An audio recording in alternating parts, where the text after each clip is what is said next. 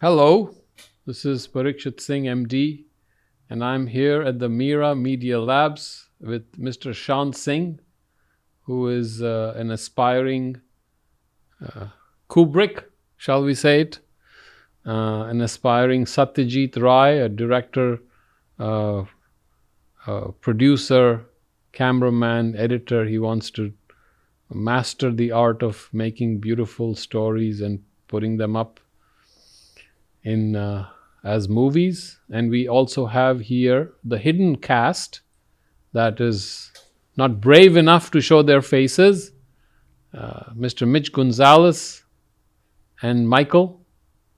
So you might get some voices from behind, but since it's the Sixth Sense, I think we are allowed to have voices coming from the background speaking to us in hushed tones because they can see the dead.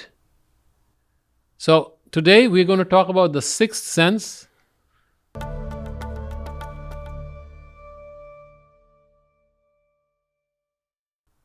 Made by also an Indian, someone with an Indian background, M. Night Shyamalan. And I have always thought it was his best movie. In fact, to me, it was the man with tremendous talent, but really the only one movie that brings out his entire brilliance as a director and a storyteller. Shaan, what do you think? What do you say? I do believe that The Sixth Sense is probably Shyamalan's best work. I mean, aside from the excellent acting and symbolism throughout the feature, you also have some great themes that he can couple together that leads to a finality that makes sense and is not just another preposterous twist that he likes to throw in from time to time. Yeah, he likes twists more than the story, and that sometimes messes up the whole, the joy of the movie. Because he's a great editor. His sense of placement of the cameras, his editing, his color schemes, his overall direction is not bad. It's just, I think the story, maybe he should have some other person write stories for him, because I think he writes his own stories. He comes up with some brilliant original ideas, with some of his recent runs, like which we'll touch upon. I know you haven't seen them, like his old film that came out in 2021. Yes. And even the Split film, which I'm not sure you're familiar with, but some of them he can get the premise up and running. You can really root for it. Right. And then by the time you get to that third act, you just feel very disoriented. It doesn't gel with the product as a whole. It just doesn't close right. It just Correct. At the end you kind of come out of the scene and you feel you have missed a scene. Is that why we call it a mise-en-scène? Because you have missed on scène? No, I was just punning. Ignore my pun. That was a nice one. No, mise-en-scène is more defines how the production team stations their scenes. Yes.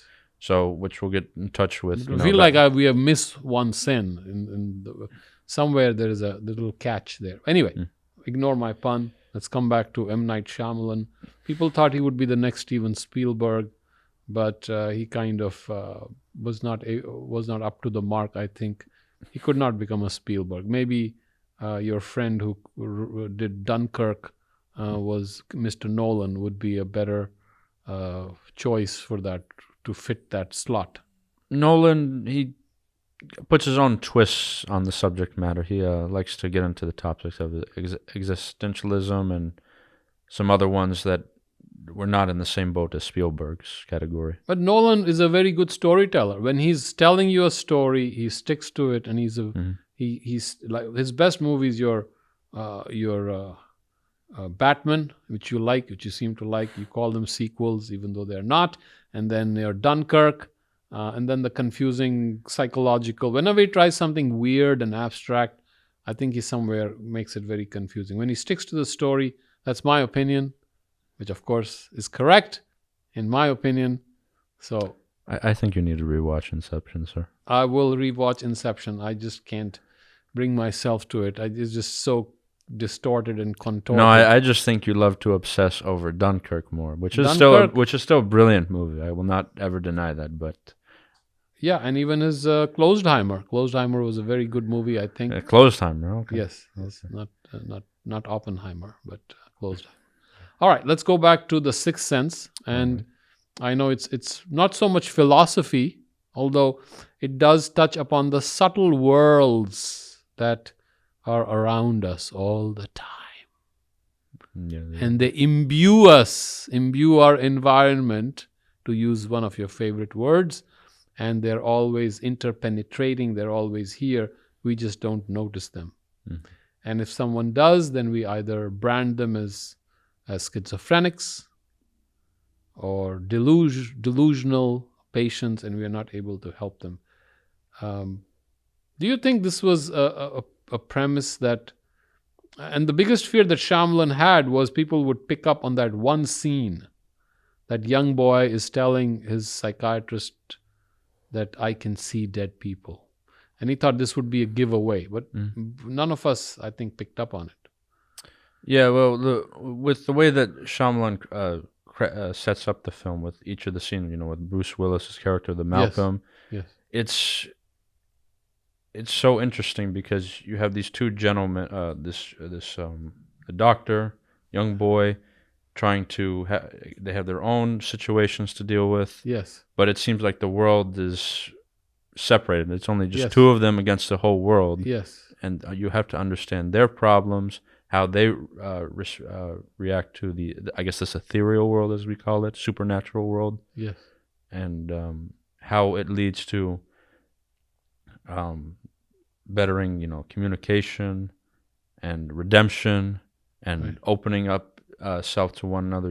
It's you have to move on past this trauma, this guilt, and that's where he kind of carries it. So, in regards to what you just said, Shyamalan, he stages it very well throughout the film. Brilliant. You don't catch.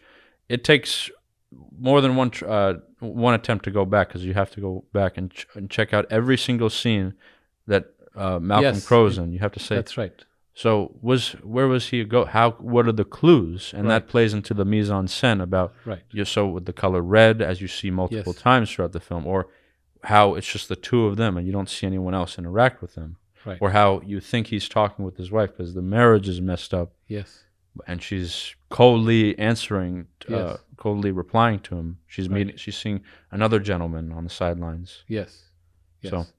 So let's go back to the subtle worlds and the sixth sense, which is what it is premised on, that you can experience, you can see dead people.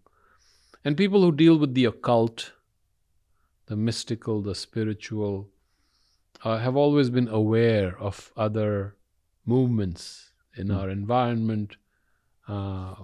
We get scared of it. It's a little spooky. But a lot of mystics feel that these subtle worlds exist. Not only out there, but inside us. We are part of those subtle worlds. In fact, we live in several worlds at the same time. And I'm not talking quantum physics. I'm not talking multiverse. I'm talking about just a mystical or a spiritual approach to it. The key to it is not to get scared. If you have a sense of some other forces, spirits coming, not to get scared, but to center yourself. Because the lesson is they can never hurt you. In fact, the movie brings it out. If you see them and you're scared, you may do things to yourself that are harmful, but they cannot hurt you physically. They cannot hurt you in the body. And so that's something, if our audience someday, if you ever see a ghost and you get scared, don't get scared, because they cannot hurt you. Remember that. You're in the body, they're not, unless you do something crazy. And remember what the doctor proposed to him, the Malcolm character. Yes. Instead of running from them, fearing for your life from them, try to help them. That's right. Try to help them understand. Right. Because something is unfulfilled. That's why they're vital, what we call the prana, is still in this earth sphere, they say. In this mrityu loka, the sphere of the dead, they call it. Mm-hmm. We reside in the sphere where death exists. And that's when a person dies, normally we believe that the brain is shattered, the memories, everything is shattered. The vital also leaves this realm, and the inner being, the what is called the psychic, your soul, leaves and resides in a psychic world. That's the understanding, traditional understanding in occultism.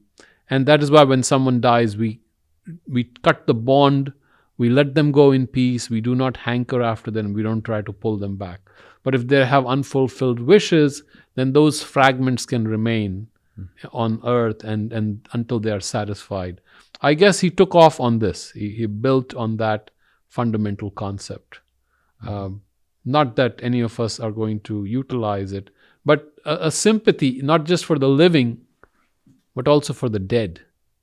What happens is we get so scared that we lose our empathy. And I think that's something that we can take from this work. But I also felt there was a deep love in the protagonist, Bruce Willis's character, his deep love for his patients, and his sense of failure that he could not help his patients. Right. And that holds him back, which is a very noble connection that he has. And he comes back to help another patient. And until he helps the person, and finally when he's able to help the person, that's when his bond to this realm, to earth, starts fading away, and he's able to see things. Yeah. Which is where, and suddenly he's able to realize that he's dead. So that deep love for his wife also, that pain of not being able to communicate his love, that I think is something that underlies this movie, which makes it beautiful. And that movie strangely brings me to another movie, which I think is another very beautiful movie, is Casablanca, because there also a very deep underlying theme of love. And that is often not realized, but that is the theme behind the movie, is caring and loving and compassion and empathy.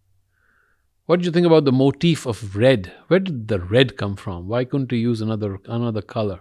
Well, you have to keep in mind red, symbolizes, usually it's a cascade of emotions, usually the most powerful, like your anger, your fear. Yeah. And also, but blood, life itself. So right. Shyamalan, he uses them in this film, not excessively, he uses them correctly. Right. To show you the scenes of how the two worlds coincide with one another, the supernatural, the real world. Right. So you have the doorknob that... I'm just looking to make sure there's no red around me. No. There is some red there, so got to be careful. You have the doorknob that Bruce Willis's character can't open. Yes. You have the dress that his wife's wearing at the end. Yes. Another, and then you have that other scene in the other house where they meet the daughter that had passed away due to her mother poisoning. Right. The mother was wearing red. You also have the church doors that was the young boy's sanctuary. Yes. And then even you remember that scene, yes. The stairway, the balloon, yes. Right. the carpet, and his outfit as well. Yes. So the red, it like I said, you have the intersection. So it's telling us this is where the ghosts, as he's saying, are coinciding with the other reality. World is coinciding with us. The motif. The red really comes as a motif. Right. And I think it's a brilliant way to kind of subconsciously influence, mess up, if I may use the word, mess our brains, which is what any person, any director who's giving you a movie that has a twist at the end, they lead you in one direction, they keep leading you. But then you realize it was always about something else. And that is the genius, to be able to lead us on to one direction, while constantly you realize, no, he was not talking about that at all. But again, it's a surface reading. We usually tend to read the surface, and our brains get carried away with a narrative which is going on. So the beauty of managing two narratives at the same time, that is the genius of a twist. And I think it's one of the greatest movies that has a twist at the end. I think among probably the best 10 of all time. Would you agree? I would say so. Yeah, and also it warrants it. It's not just as what Shyamalan and his folks became accustomed to in his later works, where they just throw something out of left field. Right. It's a warranted ending. It's a warranted twist. Yes, and it fulfills it. Yes, but and at the Completes. same time, it fulfills that theme of redemption, as you were just talking about with Bruce Willis's Right. character, about how he's doing everything he can. He was failing this one patient. He got Right. shot. Right. Now he's trying to help this young boy. He was going to quit on him, and then Right. after listening to the previous testimony, he Right. came back, says, "I'm going to help you, Right. I need to get back with my wife. I need to resolve these things." So Right. it's that aspect of redemption that brings the story to a much more satisfying conclusion, even when you bring in the twist that he was never alive this whole time. But there is an aporia in that movie. You know what the aporia is? Aporia is a Greek term in philosophy. Because I've got to throw in some philosophy somewhere. Aporia, basically there's no door. You get stuck. Right. And where I think if you really go deep into it, the whole movie hinges on the fact that he's able to record. When he's recording the boy, he can hear background noises in Spanish of someone begging for help. My question is, if these are happening in the subtle world and only the young boy can see it, how can he get it on the tape recorder? Right? So we accept it that he's able to get on the tape recorder, but technically he should not be able to get it on the tape recorder because it's a subtle world which is open to our subtle senses. It is not a gross world. But he needed that to be able to complete the whole story. Because that is where Bruce Willis suddenly realizes this is a genuine situation. This is not schizophrenia. And then also on the recorder, when he amped up the volume just to hear the crackle, and then finally the gentleman in Spanish, there was also that little bit of red, I think, on the numbers. Right. So once again, pointing to that motif. Right. But there is no reason why he should have been able to record that voice which is in the subtle world. And so that is, we accept the director because otherwise the story doesn't work. He would never realize that the boy was really experiencing this. If only the boy is able to see dead people, how is the tape recorder able to record those dead people? So it's a different awareness that the boy has, different sensitivity. That is not a gross sensitivity. Do you also think there's a possibility it's about, let's say, our awareness, as we, we grow, we mature as people, maybe there are certain things we don't want to hear. Is that possible that we are cutting off this subtle... Well, then we are cutting it off as a species. Entire species is cutting off those things, and only one boy can hear things that should be recordable on a tape recorder. And you would think that people have been recording for all these decades, nay, centuries, and no one has picked up such background voices of dead people begging for help in Spanish. But anyway, we will accept that as one of those tricks or tropes that a director takes help of to bring us to keep the narrative continuing. Okay, I gotta jump. Mitch, come on in. Come on, Mitch. All right, so when we're talking about the tape recorder, the way I've always seen it is that there are like supernatural things that you can find in film and in other things. So I think I just allowed myself to be like, okay, this kind of stuff happens. One fun thing from the movie, crazy movie, 3 Men and a Baby with Tom Selleck. Directed by Leonard Nimoy, by the way. There's a scene where you pan over and then you can see a gun in the background. Right. And now people say there wasn't a gun on scene, but if you watch the movie, you can see it there. So I think it plays more into the thing that it came to him when he needed to hear it. So like it was always on the tape. That's how I perceived it. It's always on the tape, but when he was ready to hear it, he did. But why was he ready to hear it at that moment? So again, I can question it. We can argue over it. It is something that remains unanswered, which is fine. The beauty of such movies like The Shining was a lot of things remain unanswered at the end, and you just enjoy it, and you enjoy the beauty and the brilliance of the whole craft of movie making. Well, the difference with The Shining is the ambiguity is what carried that tension forward. Yes. Kubrick deliberately put it in there so your mind would already be boggled at what he was trying to accomplish, because you have, so like you just said, unanswered questions, but you don't even know what direction it's going. Now, even in the lasting shot, you just get, what year is this? I know he's the caretaker, but Yeah, but Kubrick does not end with a complete solution. Shyamalan has ended the story. This is how everything is resolved. Kubrick suddenly at the end throws this curveball. Now he has made it even more confusing and totally a puzzle. And again, he wanted to mess up with our brain. I don't know if that shot was necessary, and probably that's why the writer, the author, original author of the Shining, got upset with the movie. Well, Stephen King got upset with a lot of things. Yes, over what so- Kubrick changed. Not to mention the room doors, the room door numbers- number changing, and Yeah. the depiction. I'm sure even Jack Nicholson's character getting carried away probably peeved off Yes. Stephen King as well. But coming back to The Sixth Sense, maybe there's a reason why he could hear it, is because even though we didn't register it when you watch it the first time that he's a ghost, so he can hear this now. Right.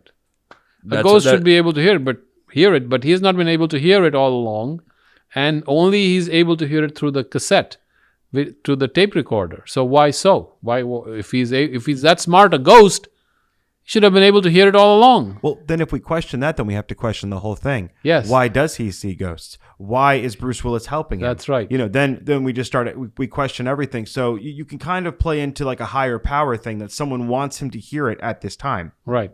So that, by the way, is a ghost speaking. There's no such person in this studio. This is coming from, and this is my sixth sense picking it up. So why did you identify him as Mitch? Because it's the sense that was coming to me that this person was Mitch at some time, or maybe there's a higher Mitch there, and this is a Mitch representing Well, the real Mitch. for all I know, I could be a ghost talking to you right now. And Yes. maybe I won't even appear on the camera. When, Right. As we're Then done you're a there. vampire. That's a whole different thing. so, what is reality? It brings us back to a question of what reality is. The problem is we are trapped in our five senses, and if we start opening up our senses, we all have an innate sense, which is above all these five senses. And that sense is not just common sense. There is a deeper perception, intuition of things. And we all have, at least I have, experienced things which should not have happened, did not have to happen, but they kept me alive, saved my life. Why? It just happened. And there was something else. In this world of time and space and causation, something just breaks through, or apparently breaks through, and changes things, or does not let things go along their natural course. And then you say, oh, how am I still here? I am here. Okay. But then that's a fundamental question. Why am I here anyway? And that allows you to break out of this world of five senses, this world of closed space and time, causation, which seems like a very mechanical world. And then you can see that actually it is not mechanical at all. You always have a sense of being free and being beyond this world that seems to be closed, a closed cabin. So at least that's the way I take it. I still think the music of the movie was very impressive. Yeah. Even though it was not very loud, it was not unnecessarily imposing, but it was subtle enough to hit you at the right moments. And the music is always, the sound editing is always a critical part of such movies. And I hope you agree to that, since you have done more courses on this. With Yes, yeah. The sound editing is just as crucial. They always implore you to think of sound just has to be as crucial as the dialogue and the shot itself. Yes. How the camera framing as If well. not more so. Yes. They've said you can have a red camera, and if the sound is bad, it's automatically bad. It doesn't matter how great the shot looks. Right, and it's how we come to register, with these. When we do our editing, sometimes you need to add that spike, so we can resonates with us as an audience, or as a, when we go about and viewing it. So yeah, sound editing is critical. So It's not personal. so I know you brought up about relationships. Now that relationship between not only you have the boy and Bruce Willis' character. Now what about the mother? Because now she's someone, and that's also another theme that's explored between the child and parent. Yes. The parent doesn't want to hear these kind of stories. Usually when Yes. we're children, Yes. children, we like to make up things. Yes. It's possible illusions of ours. As an adult, we kind of go along with it. Yes. But we're not fully. We don't want to fully register it or fully right. acknowledge it. Right. So I think that was just as important as the one between Absolutely. Absolutely. and that car scene as well, where when they were stuck in traffic because there was an accident, when he was talking to her about her grandmother, Right. how she was the most beautiful dancer back Right. then when she was younger. Right. That was some very powerful acting. That was very beautiful acting, and in fact, the both of them run parallel. It's just when a doctor doesn't listen to his patient, and a mother doesn't listen to her child, and these are some of the closest relationships someone can have, especially when a person is sick and psychologically dependent, and you're seeing the psychiatrist and you have a problem, and the psychiatrist is not listening to you, and you're a young man or a boy, but the psychiatrist has already shut the door on that possibility.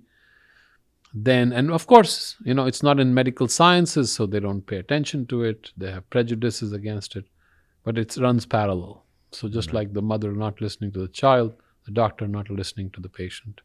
So I think that brings up another important message of Shyamalan, the art, and we talk about this, and in life, art of communication. Yes. Because it is such even folks can go, someone could make an argument saying maybe that is our other sense. We don't talk to one another. We don't listen. But yes, we don't listen. We don't talk to each other. So we have to kind of interpret. We have to kind of look at one another, saying, Yes. Can I read your emotions? Can I Right. read your body structuring to say, I can understand what's going through your mind? Just like that guessing game that he was doing. Going back to when he was playing that guessing game with him about Yes.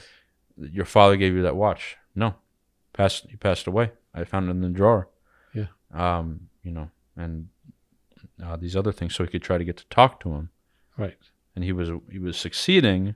Right. And then eventually just lost it. So he's pulling back. That was a beautiful little twist in the movie. That was a nice trope that he brings in, and he kind of really, to me, that was one of the best little sections of the movie where he essentially he's playing with that relationship. He's showing you a relationship that is very fragile. The young boy doesn't trust him. The young boy is very vulnerable, and the young boy can see him as a ghost. That's the interesting thing, and the young boy is helping him. The only thing that comes out here is he is not hurting the young boy. The boy is not scared of him. There's the only ghost that is compassionate and listening, and that's why he asks him, "Were you a good doctor?"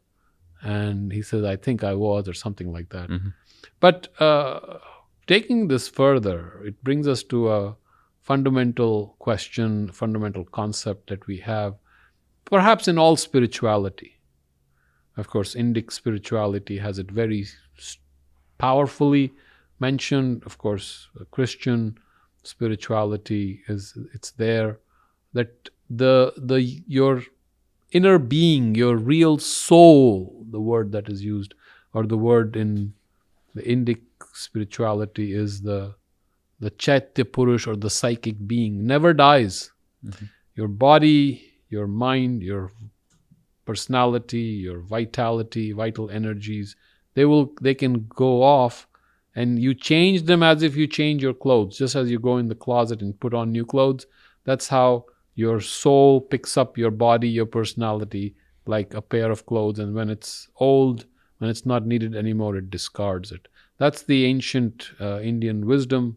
And in fact, if you go back to the Gita, your favorite scripture from Oppenheimer, where he quotes it, and where the famous or infamous scene is where he with his girlfriend are together being intimate, and she asks him to read from the Gita. That's again the same reference. And just speaking of that clothing topic real quick, you notice how Bruce Willis's character's clothing stays the same Yes, before that's correct. he was shot? That's So correct. just a little something. That's a nice touch there. Yeah, It's something. it's- Kind of like another insight, a man out of time because he's not right, evolving with his clothing. So Right. upon second watch, right. that's something you you notice become, these things. become more observant of. See, and that that brings me. I'm gonna pull off to another Shyamalan feature you have not seen yet. The old film. That was That's a new film, recent one, 2021. he right? did. So it's a new film. Right, and that was a topic of his, a theme that he got into was our relationship with time. Right. He was trying to embody in that film. However, it was as amazing as a premise as it was, he just couldn't get it execution right. and obviously the twist was a bit jarring. He didn't time it right, shall we say? Timing, but it didn't flow well with what he was going for. He has a brilliant premise, and then you're shifted off. Doesn't make any sense. It doesn't flow. It doesn't make any sixth sense. Yeah. So in the old film, but that theme that he was carrying about relationship, our relationship with time, because as in 2021, we were coming off of just a recent event in the world history about this pandemic that unfolded, and Yes. and for a lot of people that felt like time had stopped. Time had not really progressed any further. We kind of regressed instead of progressed forward. So, having watched this movie so many times, let me give you a definition I have of a great movie. You want to hear what my definition is? Well, should I hear course. what the great course you movie is first, or should we hear the definition? A first? definition of a great movie. Okay, let's hear the definition then. One of the definitions, you can have multiple definitions. A great movie is one that obviously you'll watch many times. It just pulls you in. But every time you watch, there is something new that you find in that movie that you had missed earlier, which deepens your appreciation of the thought of the entire gestalt that was put in. So, for example, when you watch, first time you won't notice that his dress is the same, or why the red color, what is the connection between the red, what is the connection between the door that he's trying to, the knob that is, he cannot turn, what is the connection between her having another boyfriend and trying to live, or the getting cold, suddenly the temperature dropping, Right. which is another very brilliant play. People getting suddenly cold, and he shows it with the vapor coming out of the mouth, or suddenly you're chilled, and you just have this sense of doom. It's something bad is going to happen. That's the sense of real horror movies. Nothing much is done, but just with a simple touch, you have this imminent sense of something that's going to crash. And when you go back to these movies, you uncover. It's like an onion. You another layer comes out, and then another layer comes out. I see this. You would see this in The Shining. You would probably see this in Dunkirk. Yeah. Again. You would see it a lot in, again, why certain directors are respected, like Yes. Kubrick or a Nolan or a Yes. Coppola. You'd watch these films multiple Yes. times because there are multiple, as you're saying, layers, Nuances. layers. You get to appreciate the mise en scène, how they structure the scenes. Right. If they use symbolism, if Yes. there's Yes. a theme embedded that's not Yes. just in one scene but throughout. So it works in several layers. It works Right. in the direct, your superficial awareness, Right. but it also works in your subliminal awareness, or as one of our great presidents in the past called it, the subliminal consciousness. It works there. We won't go there right now because it's too subliminal for me, but it works in several layers of your awareness. And that's a great movie. So that's why I've called it a great movie. I love watching it. Every time I watch it, it's like I'm not tired of it. That's another definition. It remains fresh. That's another definition of, in literature at least, a classic is a work that always remains fresh. So here in movies also we can use the same definition. A classic movie is one that remains eternally fresh because it deals with fundamental human values. And the fundamental human values here are that there is an underlying love in your relationship, that communication is important, that you need to listen to me and listen to me good, Stryker, remember that? And it's important to have those references. And somewhere I feel that he referenced The Shining subtly, although you may or may not agree, but he referenced that movie very subtly, although it's not an overt reference.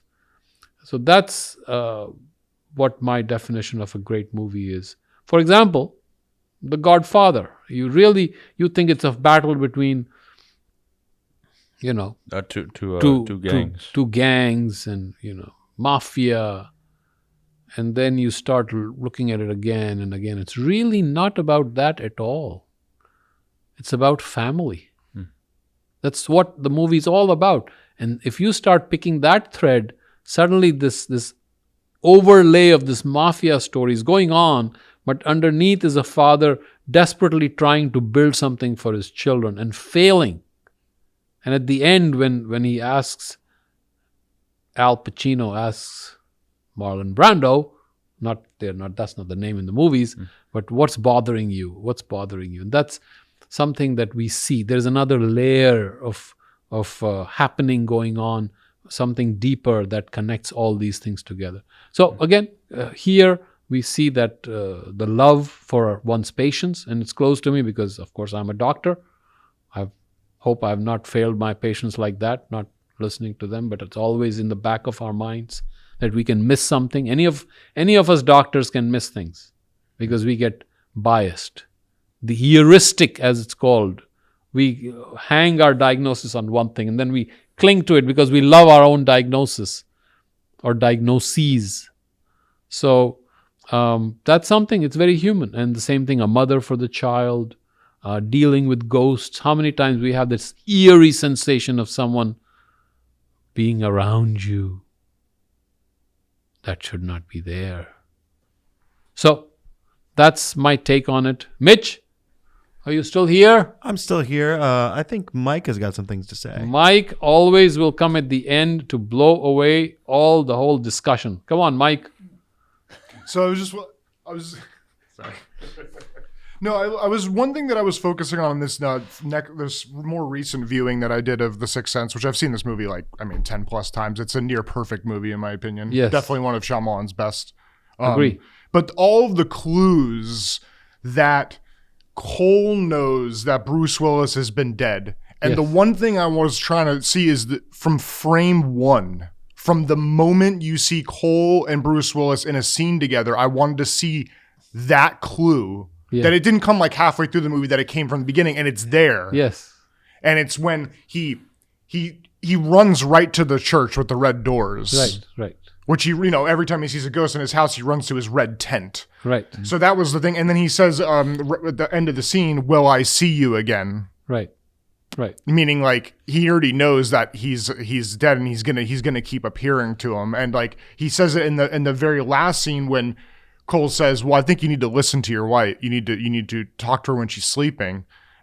He says, "So I won't see you again," after he helps him. I just thought those were really cool clues to Cole knowing that Bruce Willis was. Well, it was a question at the end, I believe. The last time they saw one another, "Will I see you again?" Tomorrow. Yes, I'll see you tomorrow.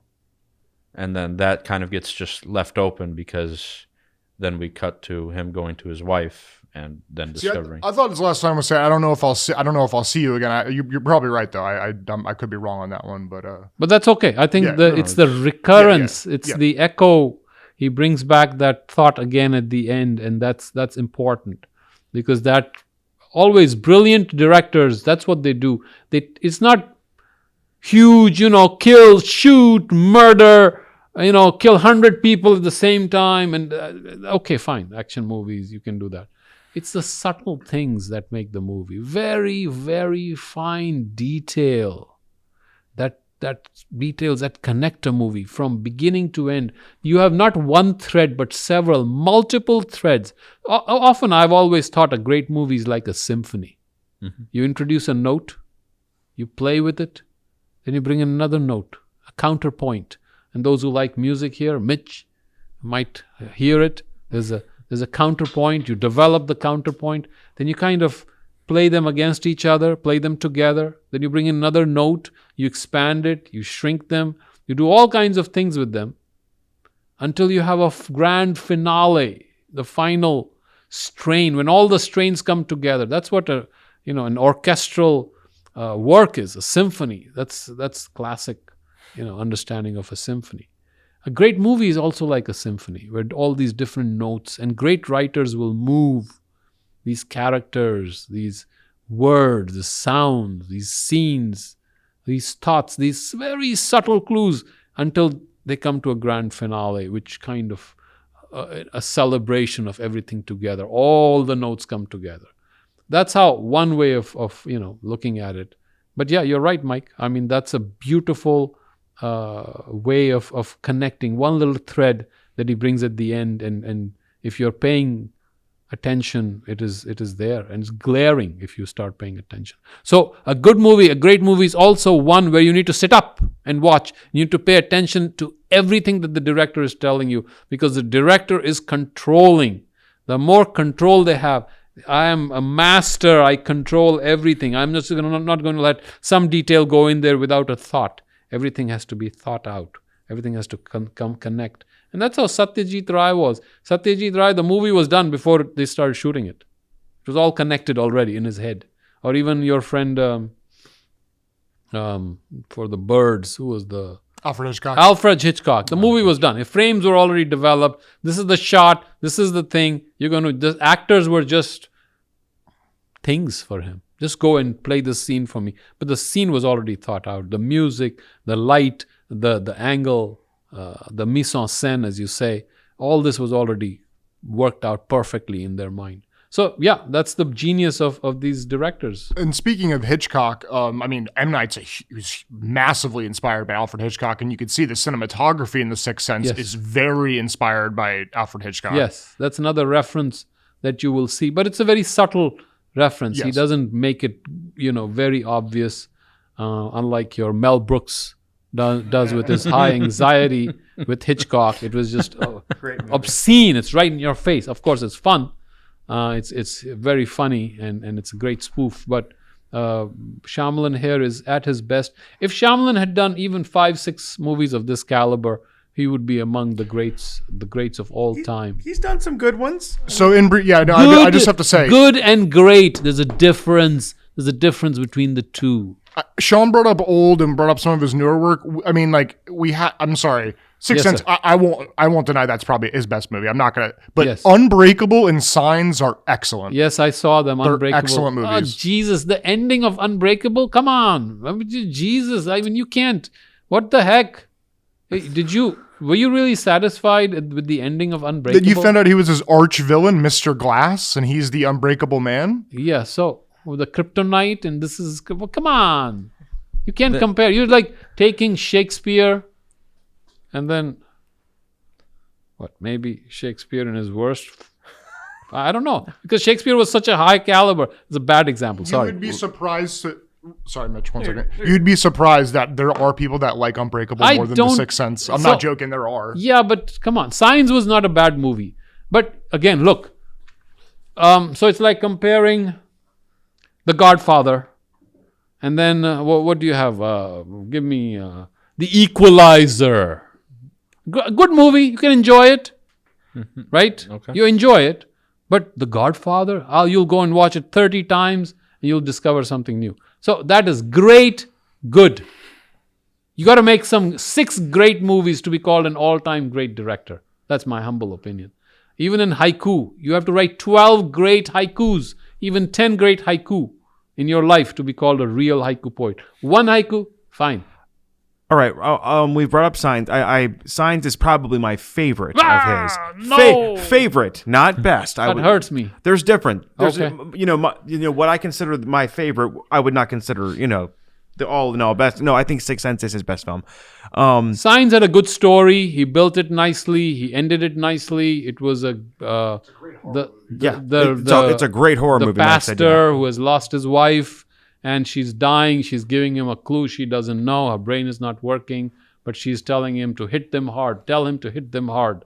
And he remembers that, and that restores his. He goes back. Yes. He goes back to the cloth at the end. That's the most profound thing of the entire film. Yes. In this world that we've established with Yes. aliens, and Yes. he's going back to the cloth. That is Right. that's so profound to me. That Yes. I guess that's what hit me the most in that film. It's a good movie. But I think we have all agreed, and I've agreed on your behalf, on behalf of all of you, that The Sixth Sense is a great movie, and others are good movies. And Signs, Unbreakable. I loved it until I saw the ending and I cried, just because.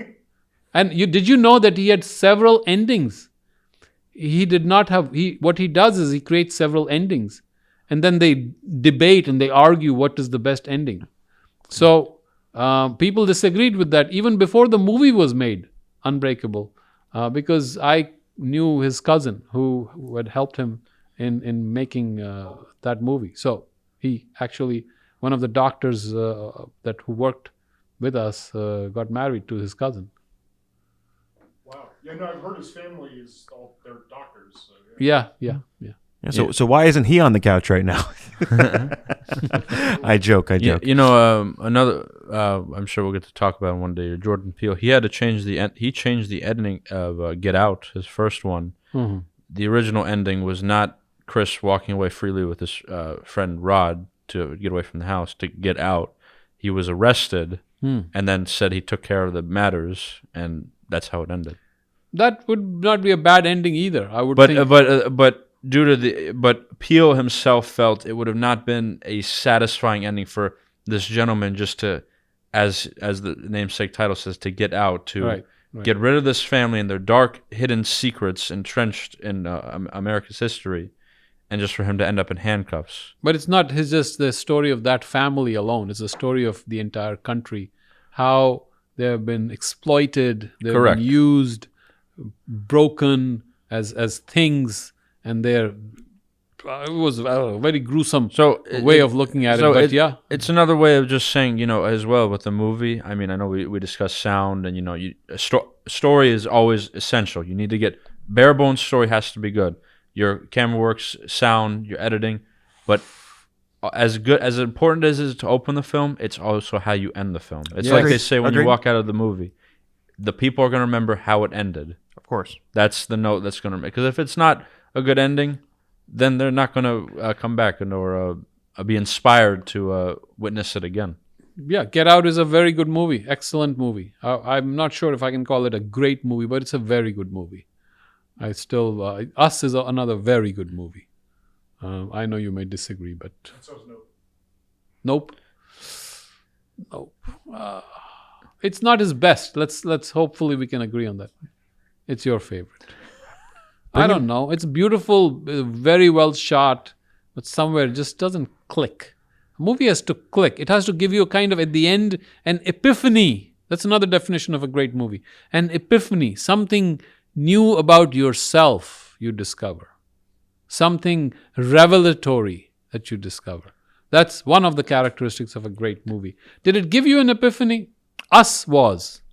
Get Out? Yes. No, technically it. Again, you're obviously disagree, but it was the epiphany of Nope was giving. It was restoring that history to this family that had felt so outcast Right. from their contribution to film history. Right. And now with the capturing the evidence of the UFO, it gave them some of their life back in the industry. That was that moment, capturing that shot. Now it makes them relevant again. Because when they're just out in the opening citing, oh, my great-great-great-grandfather, nobody knows who that was. Yeah, it's a good movie. So it's a good movie, but would you compare it with an Apocalypse Now? No, you No. can't. Well, now you can. So, now you're stressing. Okay, so no, because great movies. Is Sixth Sense a great movie? Sixth Sense is I listen real quick, not to cut you off, sir. It's a great movie. No, it is. It is. I would say I don't like to throw this word around. It's almost a perfect movie. It's almost a perfect. I'm not even gonna. I won't deny that. It is almost a perfect Yes. movie. Go ahead. I'm sorry. Yes. It's a perfect movie. It touches you on several points, and it surprises you every time. Even now, when I see it, it's a wow. I go with that wow at the end. So that is a great movie. Others, yes, they're good movies. I'm not saying they're not good movies, and maybe that's why I'm don't sound so enthused. Yeah, I mean, Nope was a good movie, but great movie. Have you? Nope. Nope. Sir, have you seen? Okay, back to Shyamalan's work, because I think we need to dissect it a little bit. You know, you're attacking ones like Signs and Unbreakable, but I'm not okay. attacking. They're good movies. Yeah. Have you seen The Village? No, I haven't seen it. Okay, The Village. I think you should I give it a like watch. The Village. Yeah, no, it's a good movie. It's solid. It's weaker of those three. It's the weaker of the yes. Yeah, Signs I liked. I watched it 2-3 times because it was at the end, the sequence of things when they find the alien in their home and how quickly they move. The way he moves those shots, and then he saves. I think he injects the medicine in his thigh and saves. I think it was his son. Saves his life, gets him oxygen. It's just how quickly he moves that sequence. That was brilliant to me. I was impressed. But yeah, I mean, I would have loved Shyamalan to make movies like The Sixth Sense. I'm not being too demanding, not being too greedy. Give me another 5, and I'll be happy. I guess what I'm saying is he's got some, no disrespect, but he does have some stinkers. What's the one he did with Will Smith and After Earth? After Earth. That was. No, but the happening. The Happening. Yes, we can always knock on Shyamalan for something. You have The Last Airbender. Lady in the Water, Last Airbender, After Earth, The Happening. He made those back to back too. Those were all back to back. Yeah. Oh yeah, I know. It was it was like he peaked and then he just collapsed. And then he made Split, and Split was like, sorry. Yeah, that was Split, which it was carried a lot by Mr. James McAvoy. He did some great acting, and he was doing the split personalities, and then they were trying to uncover this 24th one called The Beast. So he'd turn into like some superhuman of rage at the end. That was a good movie, but it wasn't a great movie, as you're saying. Yes, I will so- give you that. But Remember, great movies, you can only put 25, 30 movies in that. If you want to stretch it, maybe 100 movies. But that's after that, there's a gap. And that's where you got to be very selective on what you put in among the greats. Now, you may have personally loved something, but a great movie also has something universal about it. I agree with that. Something universal that almost everyone, not that you need that, almost everyone will say, yes, that's a great movie.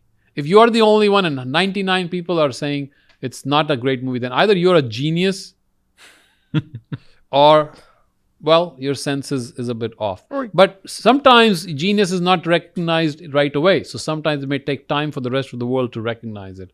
But 15, 20, 25 years, we should be able to look back and say, yes, this was a great movie. it will mark 25 years in Yes. August that The Sixth Sense was released. 25 years. And I hope he goes on to make more such Sixth Sense movies. Before you got here, Mike mentioned that apparently, which I didn't even know about, that he's releasing another film in April. It comes out in April. It's a mystery.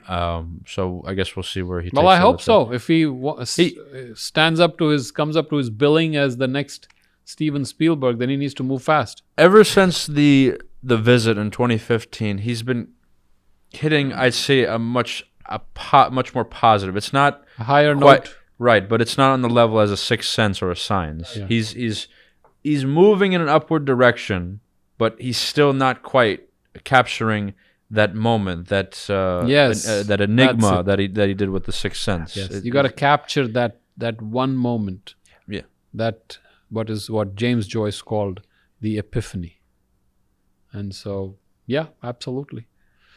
What else do you have to tell us, Mitch? I would say that one of the The Sixth Sense, I think the reason why it is universally loved, he did more with less.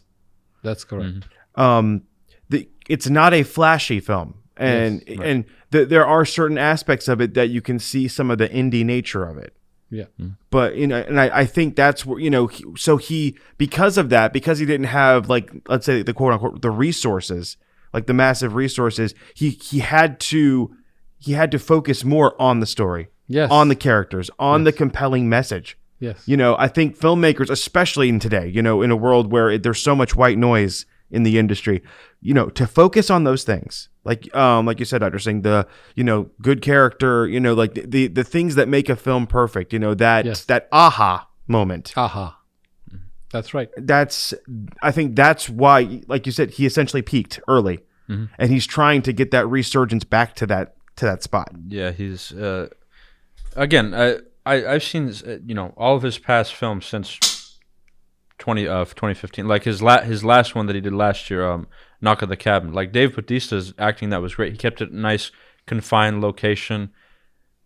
Some of it got a little off track because apparently he was trying to get it to a bigger message, but I won't spoil it because I think it deserves at least one watch. But once again, it's not an epiphany of a sensation like The Sixth Sense.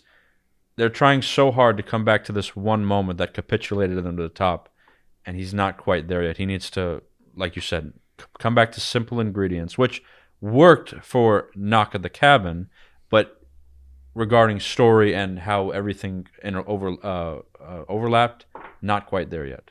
So maybe one day, maybe this one, maybe, but I don't know. I hope so. Can only hope. We'll see. I don't know. Mike, you have any words of wisdom at the end? Even though you like Unbreakable, I'll forgive you for that. A lot of people like Unbreakable. I mean, I don't know. I think I think it was Kevin Spacey, right? Am I correct? Unbreakable? No. No. That was still Bruce Willis. That's Bruce Willis Was it still. Bruce Willis? Okay. No, yeah. So apparently, the Split film, which again I don't think you saw, or Glass. So Split was the unknown sequel to Unbreakable, which came out in 2017, and then that was James McAvoy, and then Bruce Willis appeared at the last shot of it. Okay. Because he had brought up the question of Mr. Glass, and then they had this cap off, technically trilogy cap or whatever you call it, with Glass, but that did not work. It could have, but it kind of messed up with how he was trying to bring it all together. All right. Well, gentlemen, thank you for being here today and discussing The Sixth Sense, and I hope we all develop the Sixth Sense about movies. Does that mean I see dead people now? Yes, you should be able to do that. Okay. Well, thank you. Thank you, gentlemen, and thank you, Mitch. We always appreciate you. Thank you, sir.